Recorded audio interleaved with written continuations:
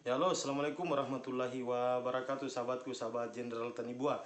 Kembali kita berjumpa di malam hari ini dalam keadaan sehat walafiat dalam lindungan Allah Subhanahu wa taala. Asyhadu an la ilaha illallah wa asyhadu anna Muhammadar Rasulullah. Allahumma shalli ala sayyidina Muhammad wa ala ali sayyidina Muhammad. Pada malam hari ini saya akan bercerita kepada teman-teman ya, atau membagikan pengalaman kepada teman-teman tentang dua alat yang saya gunakan atau saya bandingkan teman-teman untuk pengukur pH tanah. Ini semua ini tidak ada merek teman-teman ya, tidak ada label, tidak ada merek yang berada di alatnya ini. Tapi ini teman-teman cukup akurat menurut saya ya. Ini cukup akurat.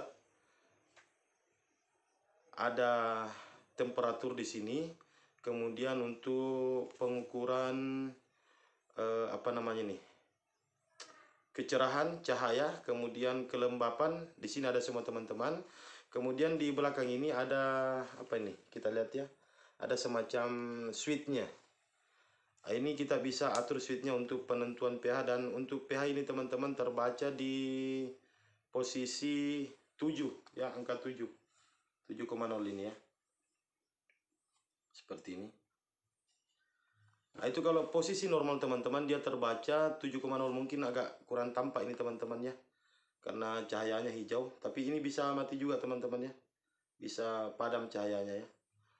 Ini 7,0 untuk pengukuran pH normalnya. Jadi kalau di bawah pH 7 itu teman-teman, 6, 5, 4, 3 sampai 1 itu masuk dalam kategori acid atau asam. Dan posisi 8 sampai ke 14 itu posisi masuk dalam kategori alkali atau basa. Bukan basa ya, bukan basah. Artinya basah dalam artian kena air. Dia masuk dalam kategori alkali atau basah, kemudian kategori asam atau acid. Nah, ini teman-teman, ketika kita pakai ini, usahakan ini dia posisinya di tengah seperti ini ya. Posisinya di tengah seperti ini, kita tusukkan masuk ke dalam tanah, dan kalau bisa tanahnya kita basahi dulu teman-teman ya, supaya tanahnya itu agak apa namanya, agak lembab, sehingga bisa lebih optimal alatnya untuk bekerja.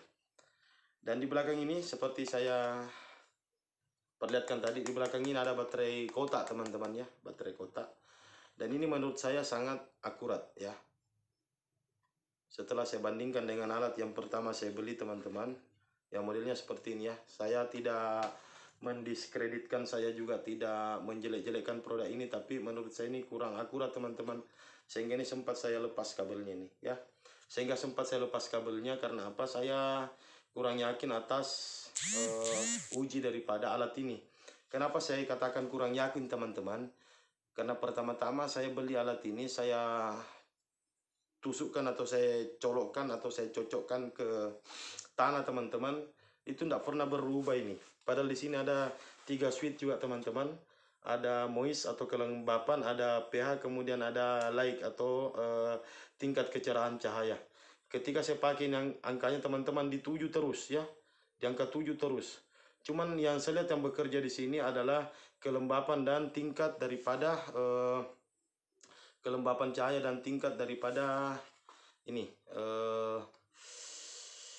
tingkat daripada kelembapan dan tingkat daripada kecerahan cahaya. Tapi kalau saya lihat ini kurang berfungsi nih teman-teman, apa namanya ini, pH-nya untuk pH meter, pengukuran pH meter.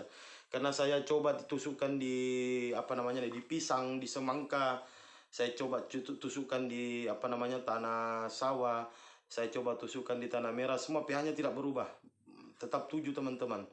Jadi saya berinisiatif kemarin beli alat ini, dan ternyata alhamdulillah cukup akurat ini ya. Pohon durian saya itu teman-teman, ketika saya ukur di atas itu pH-nya di angka 7 semua, di angka 7 semua ya. Saya bolak-balik, saya apa namanya ini, tetap angka 7 teman-teman.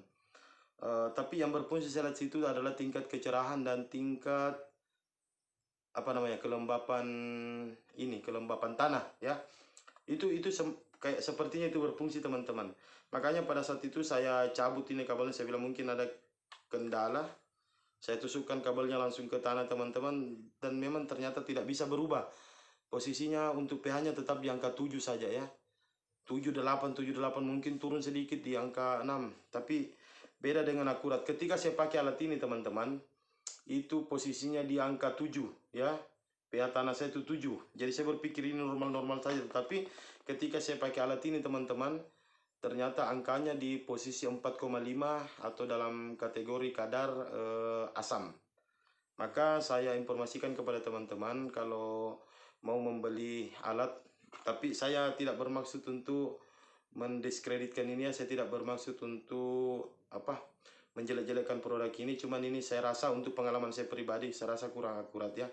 Kalau teman-teman mau beli ya mungkin sekurang-kurangnya seperti ini, karena kalau kita berbicara alat seperti ini teman-teman, dan mungkin ada lebih bagus lagi di atasnya yang harganya jutaan, tetapi yang terjangkau seperti ini teman-teman ya.